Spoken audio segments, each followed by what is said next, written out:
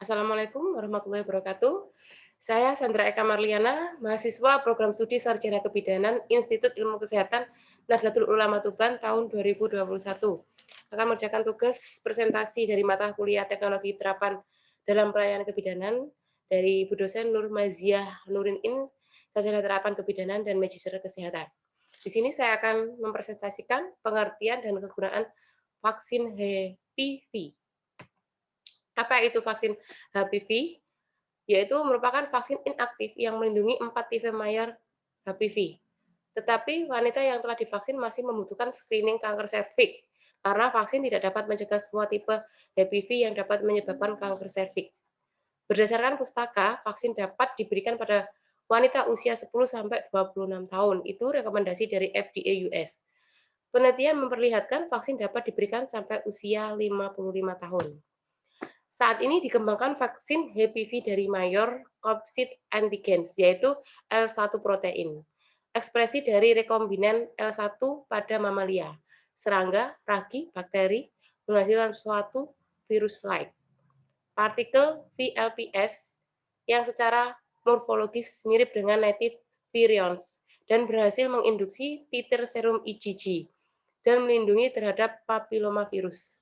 Namun karena vaksin HPV ini merupakan subunit rekombinan vaccines, tubuh merespon vaksin ini dengan cara yang berbeda daripada live vaksin berkaitan dengan tidak diproduksinya danger signal.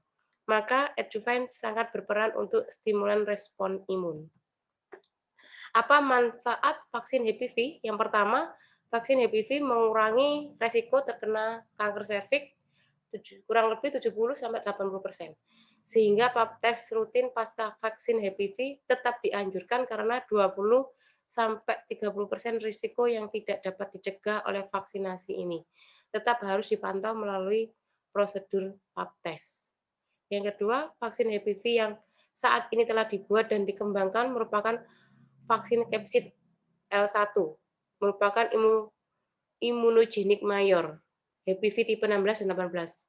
Vaksinasi HPV merupakan upaya pencegahan primer yang diharapkan akan menurunkan terjadinya infeksi HPV resiko tinggi, menurunkan kejadian karsinogenesis kanker serviks, dan pada akhirnya menurunkan kejadian kanker serviks uterus. Yang ketiga, vaksin HPV merupakan pencegahan primer kanker serviks uterus. Vaksinasi profilaksis HPV 16-18. Pap smear atau IVA merupakan bagian dari pencegahan sekunder.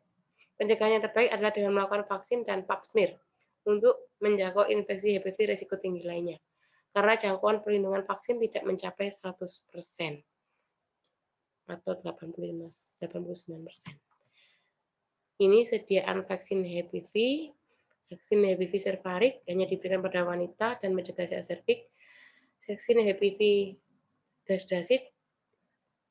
Gardasil maksud saya dapat diberikan pada pria atau wanita, fungsinya untuk mencegah kanker serviks, CA vagina, CA vulva pada wanita, dan kulit genital pada pria dan wanita. Demikian presentasi dari saya, kurang lebihnya mohon maaf. Wassalamualaikum warahmatullahi wabarakatuh.